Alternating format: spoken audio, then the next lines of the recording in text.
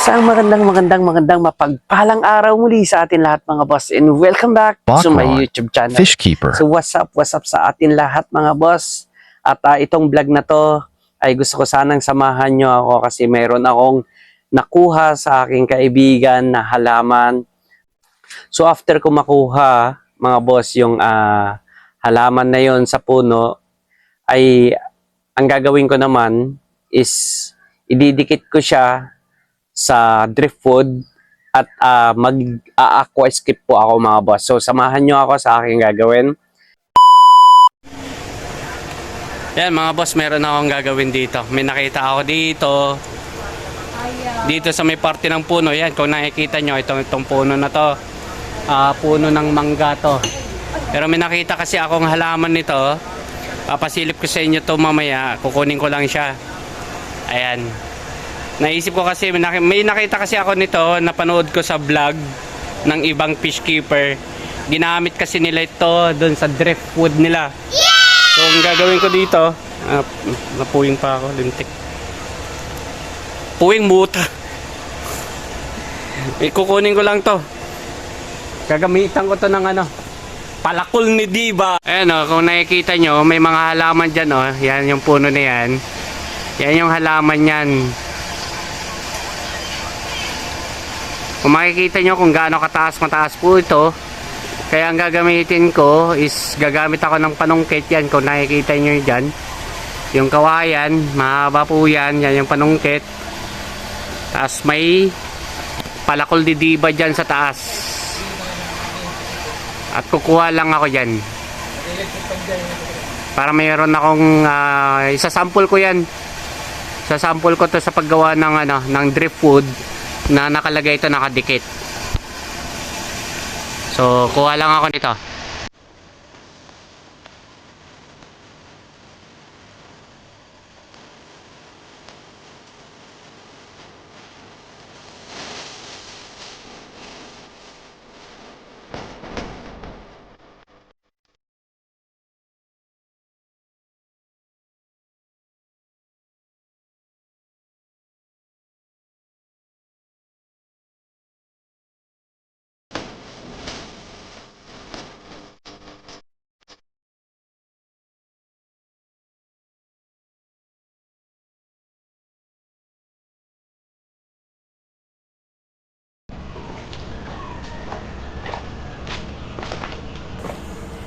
Ito yung nakuha natin. Yan.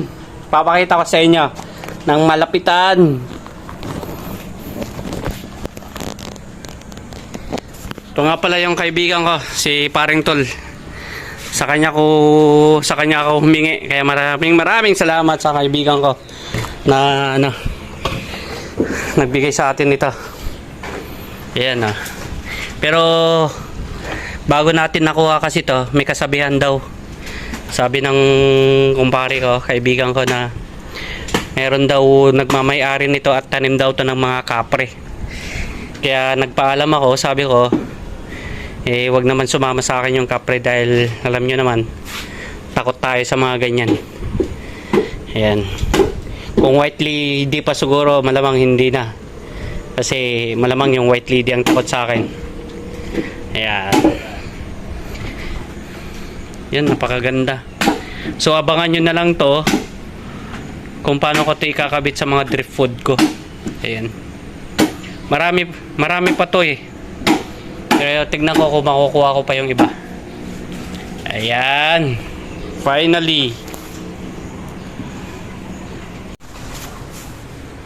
Ito yung nakuha pa natin na isa doon sa puno ng mangga. Ayan siya. Maganda kasi kaya tumutubo yung ganito sa lugar na ganito kasi malamig. Ayan. Ito yung ilalagay ko sa mga driftwood. Susubukan natin kung mabubuhay sila kasi maganda to para maging aquatic plants nila.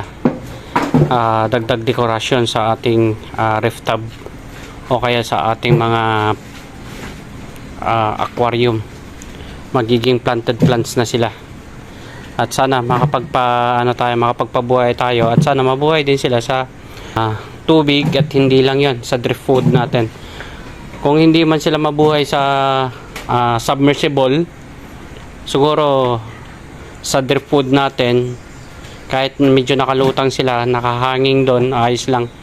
As lang na mabubuhay sila, maganda na to. Dekorasyon. Ayan.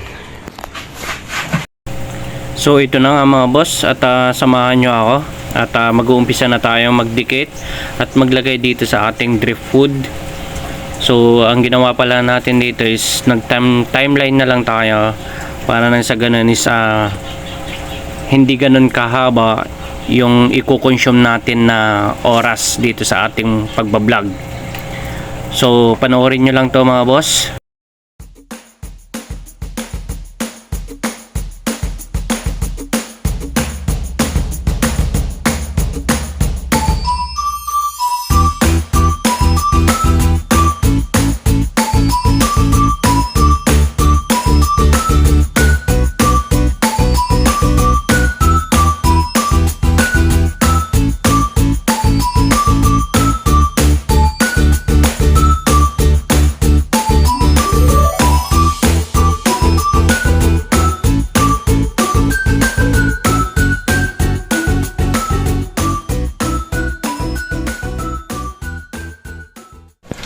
So ayan mga boss, ipapasilip natin at papakita ko sa inyo yung setup natin. Bali natapos na natin idikit ito sa ating driftwood. Kung mapapansin nyo, may mga sobra pa tayo dito, pero meron pa rin tayong paggagamitan dito kasi meron pa naman tayong extra na driftwood, so nakaabang pa rin yan.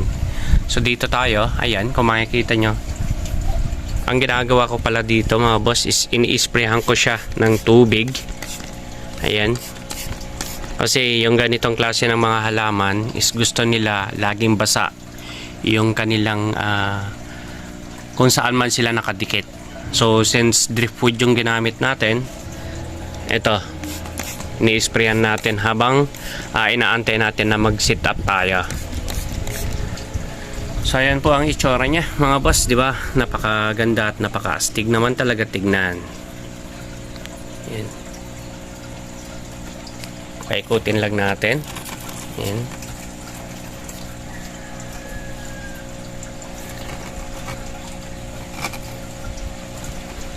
Ayan po siya. Natural na natural lang datingan niya na.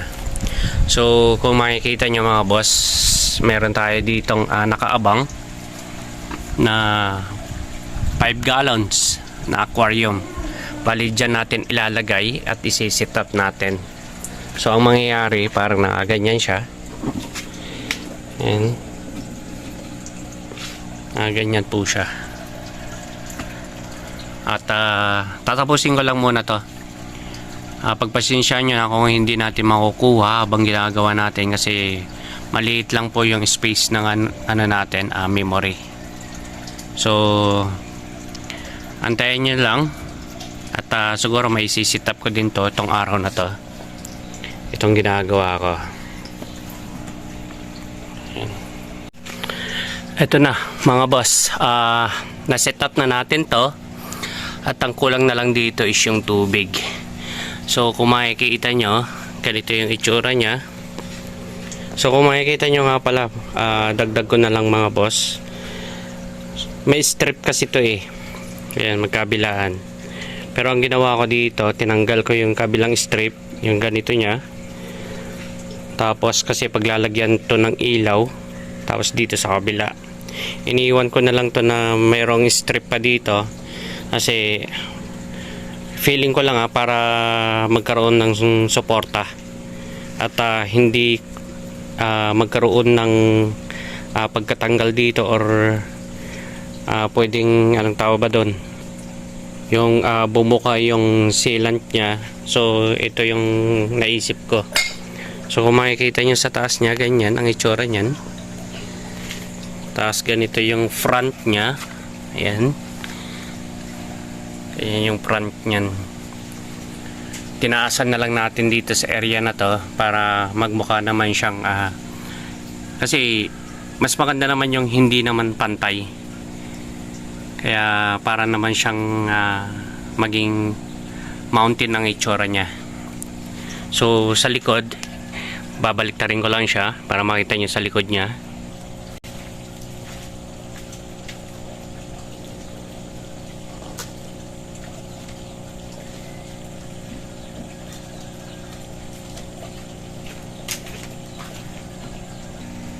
So ito naman yung back. Ayan, ganyan ang itsura niyang back niyan. So kahit saan mo siya anggulo tignan, is maganda pa rin siya. Back, front, side by side, astig pa rin siya. Habang ginagawa ko to, halos time to time is ini-sprayhan ko tong ano na to ng tubig para hindi naman matuyo. So yan, ang kulang na lang dito mga boss is yung tubig. Para totally masabi na natin na talagang sulit naman yung natin, pagod natin. So babaliktarin ko ulit siya, then lalagyan ko ng tubig to. Tapos pagkatapos natin malagyan ng tubig at luminaw na siya, then doon ko na naman ulit ipapakita sa inyo yung kabuuan niya. So bali hindi na natin ulit ipapakita yung paglagay natin ng tubig. Kasi kung ibibideo pa rin natin yon, malamang mahaba na naman yung panonoorin nyo. Baka mamaya magsawa na kayo sa akin kapapanood sa video ko na naglalagay lang naman at nagre-refill ng tubig. So iso-shortcut natin, or otherwise i-pause muna natin to, then ipapakita ko na lang sa inyo mamaya.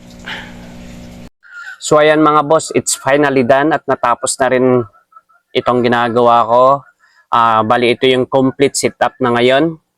Ayan. Ganyan ang itsura niya sa taas.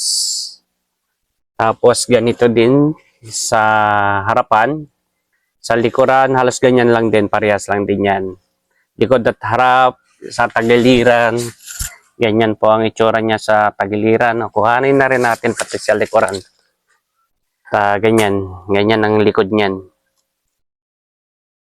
So bali dito ko muna siya nilagay dito sa lamesa, kasi pag once na kumakain din ako, at least nakikita ko. Pero after 2 to 3 days, itatransfer ko pa rin naman to, kasi nga hindi dito ang pwesto nito. Ilalagay ko siya doon sa loob kung saan ako humihiga pag nandito ako sa farm. So ayan mga boss. Yan, ito sa kabilang tagiliran yan. Stig.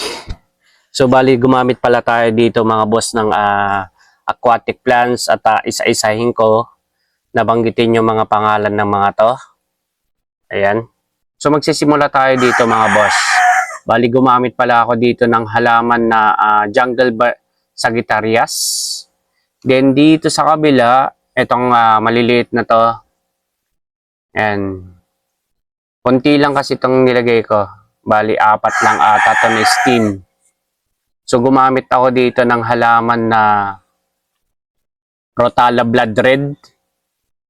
Tapos dito sa kabila, ito, kung makikita nyo yan, yung part na yan.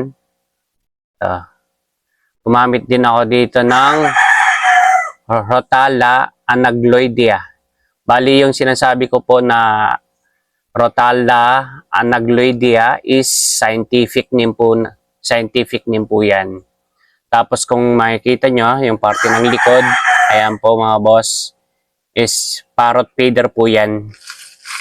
Tapos kung makikita nyo, ito mga boss, itong naka-submersible at itong nandito sa taas na immerse, is parehas lang po yan. Naka-submersible yung nasa baba kasi inabot siya ng tubig. Then dito sa taas, naka-emerge po siya. Ang tawag po dito mga boss is scientific name po niya,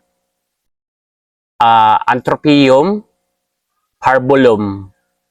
So yan po ang tawag po dyan sa scientific name po nito. At itong mga halaman na to is makukuha nyo lang or makikita nyo sa mga matataas na puno. Tapos malalamig na lugar.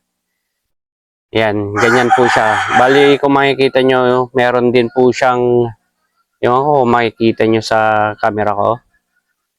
Yan, is meron po siyang parang moss. Yan. Ganyan po yung moss niyan. Siguro, hindi muna natin lalagyan to ng isda. At hahayaan lang muna natin after 2 to 3 days, saka natin siguro siya lalagyan ng isda. Gusto ko muna kasi na itong kulay ng tubig natin is umupa muna, bumaba yung mga dumi. At the same time, magiging clear na to. Pero kahit kung titignan nyo, kalalagay ko pa lang din yan, pero malinaw pa rin siya.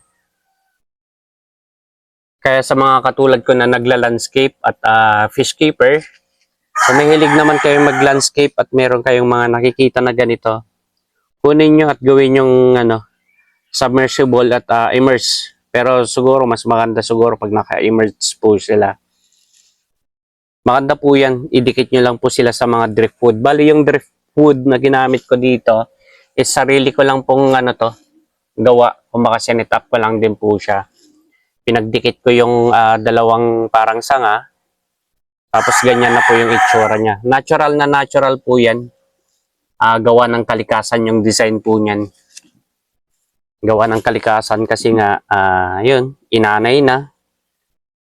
Inanay na yung kahoy. Then, kusa na siyang nag-create ng kanyang design. So, ayan. So ayan mga boss, hanggang dito na lang muli yung vlog natin at sana nasiyahan kayo, may natutunan kayo at kahit kayo mismo pwede nyong gawin to. Mag-aral lang kayo, manood kayo sa YouTube. Yan, katulad ko, nanonood din sa YouTube ng ibang vlogger at kahit paano na natututo tayo kung paano mag-design ng sarili nating creativity.